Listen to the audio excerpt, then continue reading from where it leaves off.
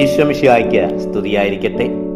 Lumen Cristo 101 ദിവസം കൊണ്ട് Bible പുതിയ നിയമം വായിച്ചു തീർക്കുന്ന വചന പദ്ധതിയിലേക്ക് ഏവർക്കും സ്വാഗതം.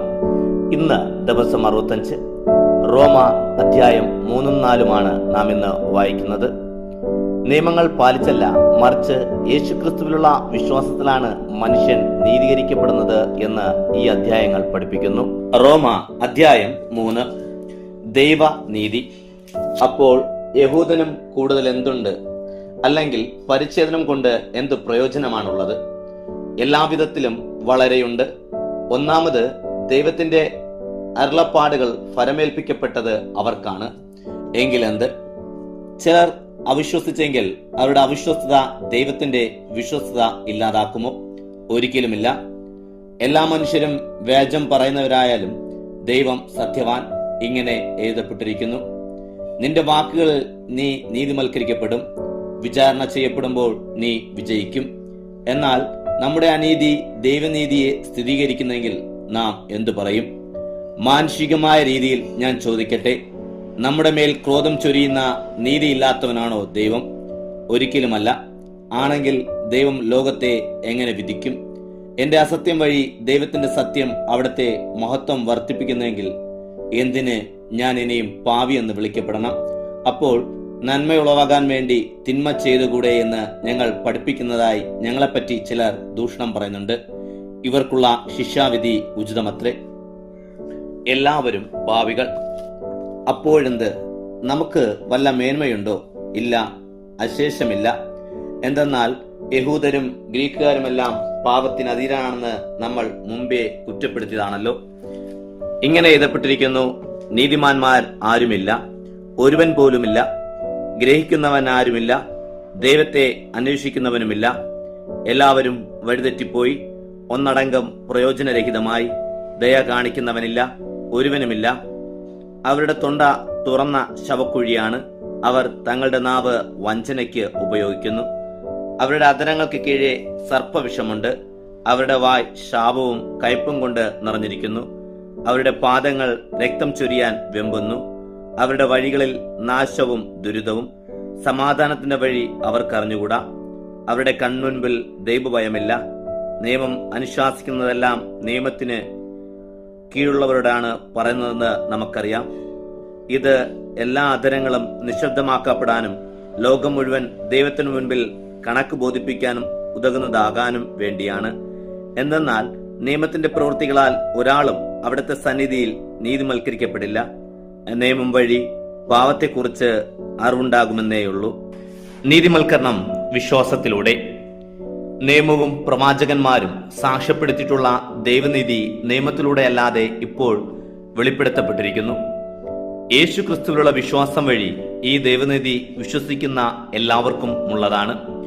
ഒരു വ്യത്യാസവുമില്ല. കാരണം എല്ലാവരും പാപം ചെയ്ത് ദൈവമഹത്വമില്ലാത്തവരായി. അവർ അവിടുത്തെ കൃപയാൽ ക്രിസ്തു യേശുവിലുള്ള വീണ്ടെടുപ്പിലൂടെ സൗജന്യമായി നീതിമൽക്കരിക്കപ്പെടുന്നു. വിശ്വാസത്താൽ അവന്റെ രക്തം കൊണ്ടുള്ള പാപപരിഹാരമായി ദൈവം അവനെ നിശ്ചയിച്ചു നൽകി. ദൈവം തന്റെ ക്ഷമയിൽ മുൻപാവങ്ങൾ അവഗണിച്ചുകൊണ്ട് തന്റെ നീതി സ്പഷ്ടമാക്കി. തന്റെ നീതിയും താൻ നീതിമാനാണെന്നതും യേശുവിൽ വിശ്വസിക്കുന്നവരെ നീതിമൽക്കരിക്കുന്നവനാണെന്നും ഇക്കാലത്ത് സ്പഷ്ടമാക്കാനാണിത്. അതുകൊണ്ട് നമ്മുടെ വമ്പു പറച്ചിൽ എവിടെ? അത് ഒഴിവാക്കപ്പെട്ടിരിക്കുന്നു. ഏത് നിയമത്താൽ? പ്രവൃത്തികളുടേതോ അല്ല, വിശ്വാസത്തിന്റെ നിയമത്താൽ. എന്തെന്നാൽ നിയമത്തിന്റെ പ്രവൃത്തികൾ കൂടാതെ തന്നെ വിശ്വാസത്താൽ മനുഷ്യൻ നീതിമൽക്കരിക്കപ്പെടുന്നത് നാം കണക്കാക്കുന്നു. ദൈവം യഹൂദരുടെ മാത്രമാണോ? ജനതകളുടേതുമല്ലേ? അതെ, ജനതകളുടേതുമാണ്. എന്തെന്നാൽ ദൈവം ഏകനാണ്. അവിടുന്ന് വിശ്വാസത്താൽ പരിച്ഛേദരെയും വിശ്വാസത്താൽ അപരിച്ഛേദരെയും നീതിമൽക്കരിക്കും. ആകയാൽ വിശ്വാസത്താൽ നാം നിയമത്തെ ഇല്ലാതാക്കുകയാണോ? ഒരിക്കലുമില്ല, നിയമത്തെ ഉറപ്പിക്കുകയാണ്. റോമ അധ്യായം 4, അബ്രഹാത്തിന്റെ മാതൃക. ആകയാൽ ജഡപ്രകാരം നമ്മുടെ പൂർവ്വപിതാവായ അബ്രഹാം എന്തു നേടി എന്ന് നാം പറയും? അബ്രഹാം പ്രവൃത്തികളിലാണ് നീതിമൽക്കരിക്കപ്പെട്ടതെങ്കിൽ അവന് അഭിമാനത്തിന് വകയുണ്ട്. പക്ഷേ ദൈവസന്നിധിയിലല്ല. വിശുദ്ധ ലിഖിതം പറയുന്നത് എന്താണ്? അബ്രഹാം ദൈവത്തിൽ വിശ്വസിച്ചു, അത് അവന് നീതിയായി കണക്കാക്കപ്പെട്ടു. ജോലി ചെയ്യുന്നവന് കൂലി ദാനമായല്ല, അവകാശമായാണ് കണക്കാക്കപ്പെടുന്നത്. പ്രവൃത്തി ചെയ്യാത്തവന്, അധർമ്മിയെ നീതിമൽക്കരിക്കുന്നവൻ വിശ്വസിക്കുന്നവന് അവന്റെ വിശ്വാസം നീതിയായി കണക്കാക്കപ്പെടുന്നു. പ്രവൃത്തികൾ കൂടാതെ ദൈവം നീതിമാനായി കണക്കാക്കുന്ന മനുഷ്യന്റെ സൗഭാഗ്യം ദാവീദും വർണ്ണിക്കുന്നു. ലംഘനങ്ങൾ ക്ഷമിക്കപ്പെടുകയും പാവങ്ങൾ മറയ്ക്കപ്പെടുകയും ചെയ്തവൻ അനുഗ്രഹീതൻ. കർത്താവ് ആർക്കെതിരെ പാവം കണക്കിലെടുക്കാതിരിക്കുന്നുവോ അവൻ അനുഗ്രഹീതൻ. പരിച്ഛേദർക്ക് മാത്രമോ ഈ അനുഗ്രഹം, അതോ അപരിച്ഛേദർക്കോ? നാം പറയുന്നു, വിശ്വാസം അബ്രാഹത്തിന് നീതിയായി പരിഗണിക്കപ്പെട്ടു. എങ്ങനെയാണ് പരിഗണിക്കപ്പെട്ടത്? പരിച്ഛേദനത്തിലോ അപരിച്ഛേദനത്തിലോ? പരിച്ഛേദനത്തിലല്ല, അപരിച്ഛേദനത്തിൽ. അപരിച്ഛേദിത സ്ഥിതിയിൽ വിശ്വാസത്തിലൂടെയുള്ള നീതിയുടെ മുദ്രയായി പരിച്ഛേദന അടയാളം അവൻ സ്വീകരിച്ചു. അത് അപരിച്ഛേദരായിരിക്കെ വിശ്വസിക്കുന്ന എല്ലാവർക്കും അവൻ പിതാവാകേണ്ടതിനും അങ്ങനെ അത് അവർക്ക് നീതിയായി പരിഗണിക്കപ്പെടേണ്ടതിനും അതുവഴി അവൻ പരിച്ഛേദരുടെ പിതാവാകേണ്ടതിനുമായിരുന്നു. ഇത് പരിച്ഛേദനം സ്വീകരിച്ചവർക്ക് വേണ്ടി മാത്രമായിരുന്നില്ല. പ്രത്യുത നമ്മുടെ പിതാവായ അബ്രാഹത്തിന് അപരിച്ഛേദതാസ്ഥിതിയിൽ ഉണ്ടായിരുന്ന വിശ്വാസത്തിന്റെ കാലടികൾ പിന്തുടർന്നവർക്ക് വേണ്ടി കൂടിയായിരുന്നു. വാഗ്ദാനവും വിശ്വാസവും. ലോകത്തിന്റെ അവകാശിയാകും എന്ന വാഗ്ദാനം അബ്രാഹത്തിനോ അവന്റെ സന്തതിക്കോ ലഭിച്ചത് നിയമത്തിലൂടെയല്ല, വിശ്വാസത്തിന്റെ നീതിയിലൂടെയാണ്. എന്തെന്നാൽ നിയമത്തിൽ നിന്നുള്ളവരാണ് അവകാശികളെങ്കിൽ വിശ്വാസം ശൂന്യമാകുകയും വാഗ്ദാനം നിഷ്ഫലമാകുകയും ചെയ്യുന്നു. എന്നാൽ നിയമം ക്രോധമുളവാക്കുന്നു. നിയമമില്ലാത്തടത്ത് ലംഘനവുമില്ല. അതിനാൽ വാഗ്ദാനം വിശ്വാസത്തിൽ നിന്നാണ്. അത് കൃപാനുസൃതം ഓരോ സന്തതിക്കും, അതായത് നിയമത്തിൽ നിന്നുള്ളവന് മാത്രമല്ല, അബ്രാഹത്തിന്റെ വിശ്വാസത്തിൽ നിന്നുള്ളവനും ഉറപ്പാക്കാനാണ്. അവൻ നാമെല്ലാവരുടെയും പിതാവാണ്. ഞാൻ നിന്നെ അനേകം ജനതകളുടെ പിതാവാക്കിയിരിക്കുന്നു എന്ന് എഴുതപ്പെട്ടിരിക്കുന്നു. മരിച്ചവരെ ജീവിക്കുന്നവനും അസ്തിത്വമില്ലാത്തവയെ അസ്തിത്വത്തിലേക്ക് വിളിക്കുന്നവനുമായ ദൈവത്തിന്റെ മുമ്പിലാണ് അവൻ വിശ്വാസമർപ്പിച്ചത്. പ്രത്യാശയ്ക്കപ്പുറം പ്രത്യാശയോടെ നിന്റെ സന്തതി ഇപ്രകാരമായിരിക്കും എന്ന അരുളപ്പാടനുസരിച്ച് താൻ അനേകം ജനതകളുടെ പിതാവുമാകുമെന്ന് അവൻ വിശ്വസിച്ചു.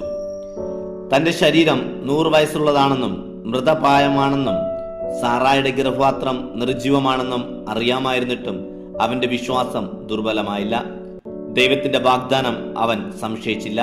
മറിച്ച് ദൈവത്തെ മഹത്വപ്പെടുത്തിക്കൊണ്ട് അവൻ വിശ്വാസത്താൽ ശക്തിപ്പെട്ടു. വാഗ്ദാനം നിറവേറ്റാൻ ദൈവത്തിന് കഴിയുമെന്ന് അവന് പൂർണ്ണ ബോധ്യമുണ്ടായിരുന്നു. അതുകൊണ്ടാണ് അവന്റെ വിശ്വാസം അവന് നീതിയായി പരിഗണിക്കപ്പെട്ടത്. അവന് പരിഗണിക്കപ്പെട്ടു എന്ന് എഴുതിയിരിക്കുന്നത് അവനെ സംബന്ധിച്ച് മാത്രമല്ല, നമ്മെ സംബന്ധിച്ചു കൂടെയാണ്. നമ്മുടെ കർത്താവായ യേശുവിനെ മരിച്ചവരിൽ നിന്ന് ഉയർപ്പിച്ചവനിൽ വിശ്വസിക്കുന്ന നമുക്കും അത് പരിഗണിക്കപ്പെടും.